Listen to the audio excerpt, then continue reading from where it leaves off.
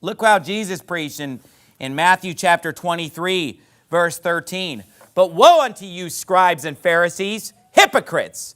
For you shut up the kingdom of heaven against men, for you neither go in yourselves, neither suffer ye them that are entering to go in. Woe unto you, scribes and Pharisees, hypocrites! This is Jesus preaching. If you have a red letter edition, you'll see these words are in red. For ye devour widows' houses, and for a pretense make long prayer. Therefore ye shall receive the greater damnation.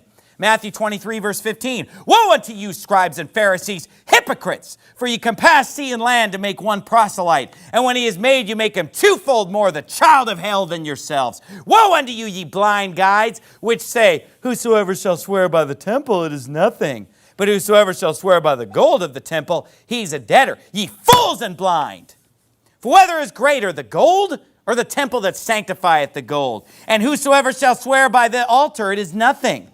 But whosoever sweareth by the gift that is upon it, he is guilty. You fools and blind! For whether is greater, the gift or the altar that sanctifieth the gift? Whosoever therefore shall swear by the altar, sweareth by it and by all things thereon. And whoso shall swear by the temple, sweareth by it and by him that dwelleth therein. And he that shall swear by heaven, sweareth by the throne of God and by him that sitteth thereon. Woe unto you, scribes and Pharisees, hypocrites! For ye pay tithe of mint and anise and cumin, and have omitted the weightier matters of the law, judgment, mercy, and faith. These ought ye to have done, and not to leave the other undone. Ye blind guides, which strain at a gnat and swallow a camel. Woe unto you, scribes and Pharisees, hypocrites! For you make clean the outside of the cup and of the platter, but within they are full of extortion and excess. Thou blind Pharisee, cleanse first that which is within the cup and platter, that the outside of them may be clean also. Woe unto you, scribes and Pharisees, hypocrites! For you're like unto whited sepulchres, which indeed appear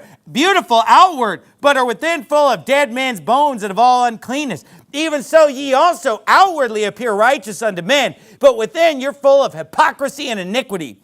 Woe unto you, scribes and Pharisees, hypocrites! Because you build the tombs of the prophets and garnish the sepulchres of the righteous, and say, if we had been in the days of our fathers, we would not have been partakers with them in the blood of the prophets. Wherefore ye be witnesses unto yourselves that ye are the children of them which killed the prophets. Fill ye up then the measure of your fathers, you serpents, you generation of vipers. How can you escape the damnation of hell? Oh, but we need to preach more like Jesus. We need to share more like Jesus, because Jesus just hung around with all the whores and whoremongers and wicked people, and he just had a beer with them, and he'd preach love. He just preached only love. None of this hate speech. I mean, has anybody ever even read even the first book of the New Testament? It's funny they say, you talk too much about the Old Testament. Get in the New Testament. Oh, this is the first book. Book 1 of the New Testament. And you know what? If you go to book 27, it gets even uglier. Revelation. And you know what? All in between, there's plenty of hard preaching. Look, I could never open the Old Testament for the next 365 days. I could preach for an entire year out of the New Testament and preach hard and rip. And you wouldn't even notice the difference. Okay. The bottom line is that people today want to cherry pick a few sweetness and light things from the New Testament and then just disregard the rest of the New Testament and disregard the entire Old Testament. Look, we could cherry pick sweetness and light from the Old Testament just as much.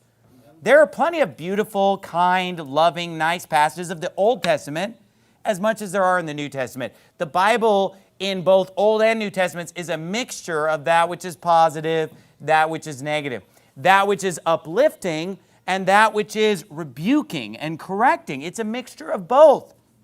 But today we have positive-only preachers who would avoid passages like this, avoid passages like Jeremiah, because they don't want to end up in the stocks like this. And that's the honest truth. And they can lie and say, well, no, I just don't agree with all that hard preaching. I just don't agree. No, you agree in your heart. You know it's true. You don't want to go in the stocks. You don't want Pasher to come smite you. That's why you won't preach hard. And that's the honest truth.